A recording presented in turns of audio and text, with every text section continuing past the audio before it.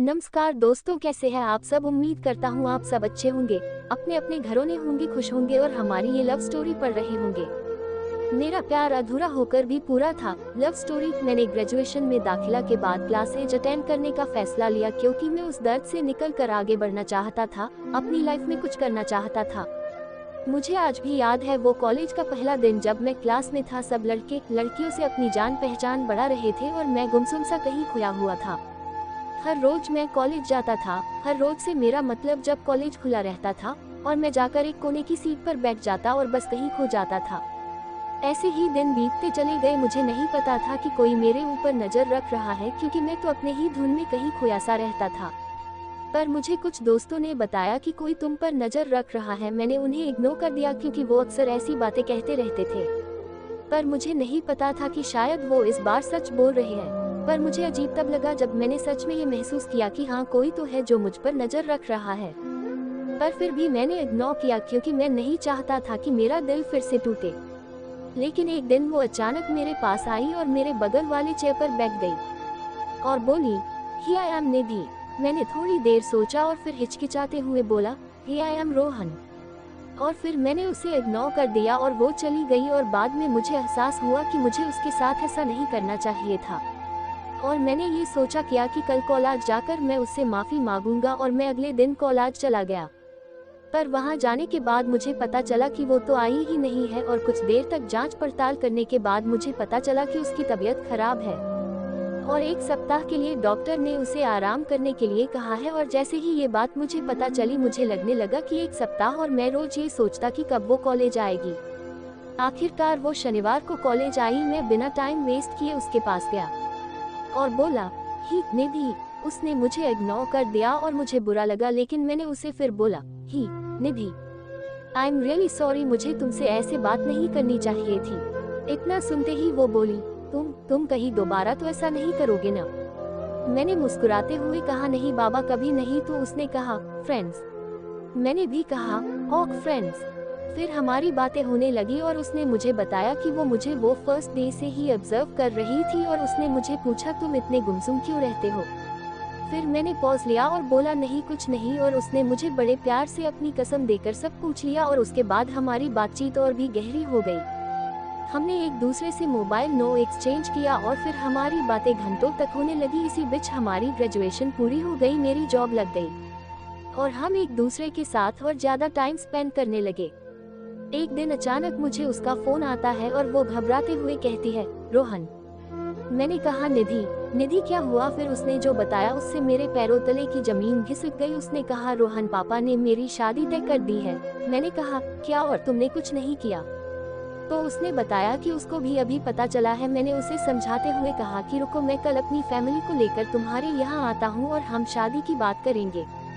अगले दिन मैं अपनी फैमिली को लेकर उसके यहाँ पहुँचा और मैंने उसे अपनी फैमिली से परिचय कराया और उसने अपनी फैमिली से, और फिर हमारी फैमिली ने एक दूसरे से बात करने लगी और आखिरी में उसकी फैमिली ने सिर्फ इसलिए मना कर दिया क्योंकि हमारी कास्ट सेम नहीं थी।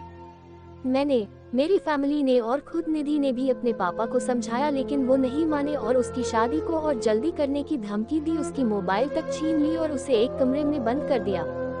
जब मुझे ये बात पता चली तो मैं घबरा गया और उसकी मम्मी को मना लिया कि वो मेरी आखिरी बार निधि से बात करा दे।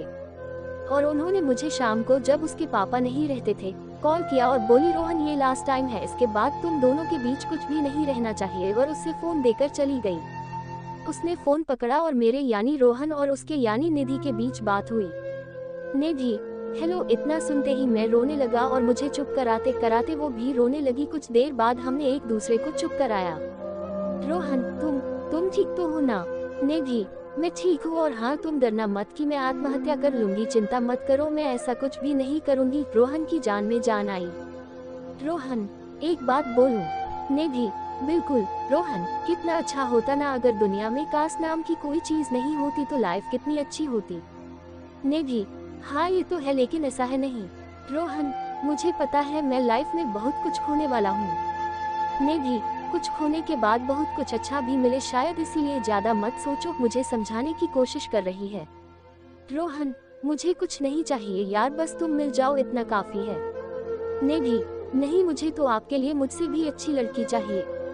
रोहन, लेकिन मेरे दिल को तुम पसंद हो निधि। हाँ, जो आपको बहुत प्यार करे, बहुत खुशियाँ दे और आपको एक छोटी सी क्यूट सी परी भी दे। रोहन, तुम सब कुछ कितने आसानी से बोल देती हो निधि। हाथ दूर ही हो गई, क्योंकि किसी के लिए भी अपना प्यार दूसरे को देना आसान नहीं होता है। रोहन, चलो न कहीं भाग चलते हैं यार, जहाँ बस मैं और तुम हो।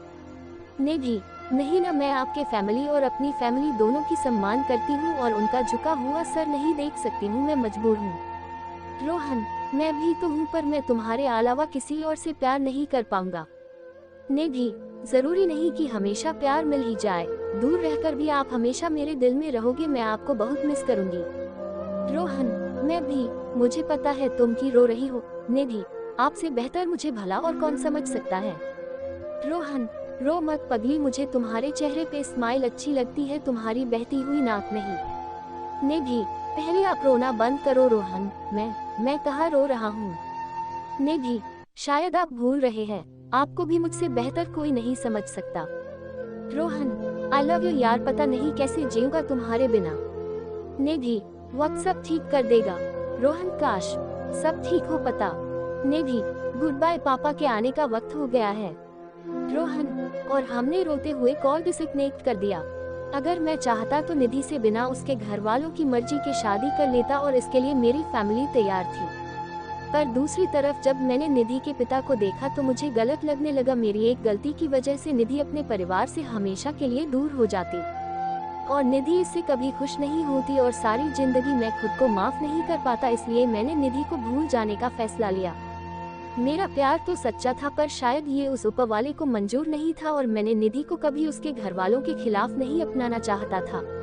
शायद इसीलिए मेरा प्यार सच्चा होकर भी अधूरा ही रह गया। पर मुझे फक्र है कि मैंने भी ऐसी मोहब्बत की है। जिंदगी में कभी प्यार करने का मन हो तो अपने दुख से प्यार करना, क्योंकि दुनिया का दस्तूर है, जिसे जितना चाहोगे उसे उतना दूर पाओगे। दोस्तों, उम्मीद है आपको ये इमोशनल लव स्टोरी पसंद आई होगी। अगर आपको ये ट्रू लव अच्छी लगी हो तो हमें कमेंट करके जरूर बताएं और अगर इस कहानी ने आपके दिल को भी छू लिया हो तो इसे शेयर भी जरूर